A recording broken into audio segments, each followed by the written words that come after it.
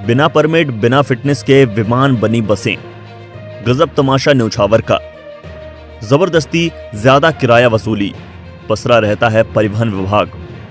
National bureau chief Rakesh Sharma की ये विशेष report. सीधी आए दिन कोई न कोई आकस्मिक बड़ी दुर्घटनाएं बड़ा संदेश देते हुए सुस्त शासन प्रशासन एवं परिवहन विभाग को भरपूर एनर्जी देने का प्रयास तो करती हैं, लेकिन इस एनर्जी को संचित करने में हमेशा ही परहेज किया जाता रहा है। बड़े बस हादसों के बाद औपचारिकता पूरी करने हेतु कुछ दिनों के लिए प्रशासन हरकत में आता जरूर है, लेकिन फिर कोई जादू भरी घूंटी पीकर मदमस्त हो जाता है। यात्री बसों के विरुद्ध समय समय पर नहीं चलाया जाता सघन जांच अभियान। फिटनेस और परमिट से संबंधित सभी दस्तावेजों की जांच करने से विभाग कतराता रहता है, जिसका परिणाम गुना बस हादसा या फिर सीधी स्कूल बस में लगी भीषण आग के रूप में देखने को मिलता है। हाल ही में गुना बस हादसे में बस में लगी भीषण आग से 13 लोगों की जिंदा जलकर मौत हो गई। 10 से 15 लोग बुरी तरह से झुलस गए, जो आज भी जिंदगी और मौत के बीच संघर्ष कर रहे हैं।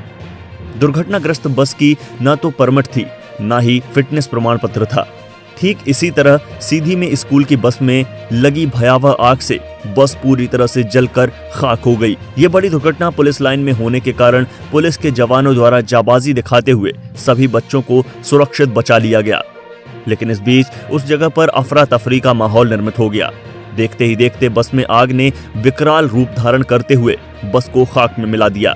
नेता संवेदनाओं और मुआवजों तक सीमित रह जाते हैं और अचानक काल के गाल में समाई जिंदगियां बेनाम हो जाती हैं।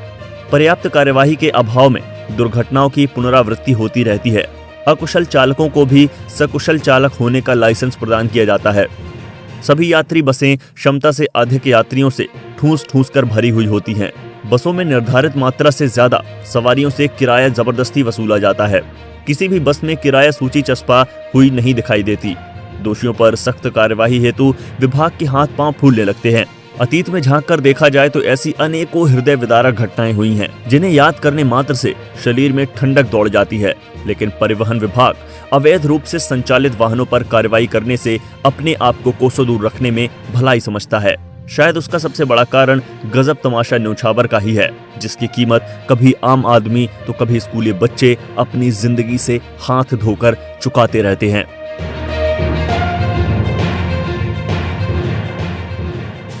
के पास घटना आग लग गई है, क्या घटना है, कैसे क्या हुआ इसमें? SIT स्कूल की बस है। इसमें सुबह सुबह जानकारी हुई है कि अचानक किसी कारण से आग लग गई है। तत्काल में फायर ब्रिगेड आ गई थी। मौके पे जो है आग पे काबू पा लिया फायर ब्रिगेड ने, और किसी प्रकार की जनहानि या बच्चों को किसी प्रकार का कोई नुकसान नहीं हुआ। बस पूरी तरह से जल गई। बस में कितने बच्चे बैठे थे सर? अभी तो ये अनुमानित बता रहे हैं कि 5 या 7 बच्चे थे, लेकिन किसी को कोई जनहानि नहीं हुई।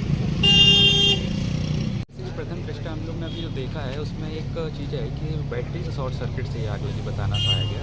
लेकिन तत्काल में जब चीज़ें थी तो उसमें कुछ बच्चे बैठे हुए थे, तो हमारे जो कि हमें कंट्रोल ने कॉल किया, तो हमारे जो लाइन के कर्मचारी जो परेड ग्राउंड पर भी काम कर रहे थे, तो उन्होंने देखा तो उन्होंने आके सबसे पहले इसको कवर किया। जो बच्चे थे उनको पहले निकालने का काम किया। फायर ब्रिगेड बुलाई गई। तत्काल मौके पर तो आग पे काबू पाया। जैसा कि आप देख रहे हैं कि वाहन की अगर हालत देखा जाए तो थोड़ा कोई भी हम जो दुखद घटना होनी थी उससे हम बच गए। क्या कि इसमें कोई किसी बच्चे की क्या जो है तुरंत निकाल लिया गया है। निकालिए जैसे ही खबर आई। कितने बच्चे रहे होंगे सर? 10-12 बच्चे थे। 12 से वो लेने जा रही थी अभी तो कॉलेज 10 से 12 के आसपास बच्चे। कितने बजे की घटना है ये? ये करीब आधा घंटा पहले। शुभ नाम क्या रखते हैं सर आप? मैं रक्षित निरीक्षक वीरेंद्र। चूक हो रही है सतर्कता में। RTO यहीं बैठा हुआ है। कभी भी चेकिंग लगा के, ना तो RTO ना तो पुलिस वाले। हाईवे पे आपको चेकिंग लगाना चाहिए, स्कूल बसों की चेकिंग करना चाहिए कि परमिट है कि नहीं है, फिटनेस है कि नहीं है, इंश्योरेंस है कि नहीं है, अग्निशमन यंत्र है कि नहीं है। इनको बैठना है ऑफिस में बढ़िया, अपना एक जो इनका फंडा चल रहा है पुराना, उसी के अनुसार इनको काम करना है। कभी सड़क पे आके थोड़ा भी ये नहीं देखना है कि किन बसों के पास, किन सड़क पर जो यात्रा कर रहे लोग, उनके पास उनके वाहनों के कितने कागज हैं कि नहीं है। इस कारण हादसे हो रहे हैं और इसके लिए कोई एक व्यक्ति जिम्मेदार नहीं है। इसके लिए पूरा RTO का अमला, पूरा पुलिस का अमला, प्रशासनिक अमला सब जिम्मेदार है कहीं न कहीं। मुख्यमंत्री जी ने बहुत बढ़िया किया सर्जरी करके, कुछ गलत नहीं किया, लेकिन एक सर्जरी होने से पूरे जिलों में सुधार नहीं होगा। ये सर्जरी हर जगह होना चाहिए और कम से कम एसपी और कलेक्टर्स को ये ऑर्डर्स जारी किए जाने चाहिए कि आप नियमित रूप से देखिए, अपने यहाँ ब्लैक स्पॉट जो चिन्हित किए गए हैं, आज तक उनमें कोई सुधार का काम नहीं किया गया है, जबकि यातायात पुलिस ने ये चिन्हित कर दिए हैं स्पॉट कि ये स्पॉट जो है ये डेंजरस है, एक्सीडेंटल है। उसके बावजूद भी वहाँ कोई काम नहीं हुआ। आज न स्पीड ब्रेकर बनाए गए, न वहाँ पे फोर्स लगा के कभी चेकिंग की गई वाहनों की। ये लापरवाही का द्योतक है इस बार। नहीं तो क्या कहेंगे, अगर हम बात करें तो सीधी में भी दो ऐसी घटनाएं हुई हैं कि जहां बस सहित नहर में सका गई और लोगों की जान चली गई। यहाँ टनल में इतना बड़ा हादसा हुआ, लेकिन यहाँ के कलेक्टर पर कोई गाज नहीं गिरी। नहीं, गाज गिरने की सवाल नहीं है, गाज तो गिरेगी यदि कोई बड़ा हादसा होगा तो, लेकिन जिम्मेदारी की बात है। हम यदि कलेक्टर बन के आए हैं तो हमारा ये दायित्व है कि हम अपने प्रशासनिक अधिकारियों का पूरा प्रयोग करें और पूरी ताकत लगाने जिले की व्यवस्था सुधारने को। लेकिन हम नहीं कर पा रहे हैं, वो तो हमारी कहीं ना कहीं कमजोरी है। तो ये पूरे जिला प्रशासन को देखना चाहिए, चाहे वो माननीय एसपी महोदय हो, चाहे माननीय कलेक्टर महोदय हो, चाहे आरटीओ एजेंसी हो, कोई भी है, इन जब तक अपने जिम्मेदारियों का हमारी भी जिम्मेदारी है। मैं भी गाड़ी चलाता हूँ, मेरी हेलमेट नहीं लगा रहा हूँ तो मेरी भी गलती है, मेरे वाहनों के कागज नहीं है तो मेरी भी गलती है। हर व्यक्ति जब तक जिम्मेदार नहीं होगा तब तक ये व्यवस्था पटरी पे नहीं आएगी। इसके लिए जागरूकता सबसे बड़ी बात है। पब्लिक को में अवेयरनेस लानी चाहिए, उनको जागरूक करना चाहिए, जिससे उनको एहसास हो कि हमारी भी गलती है। कलेक्टर चाहेगा, कलेक्टर कितना भी प्रशासनिक रूप से सख्त हो जाएगा, लेकिन यदि जनता में अवेयरनेस नहीं होगी, जनता में जागरूकता नहीं होगी, तो वो सफल नहीं होगी कोई भी प्लानिंग।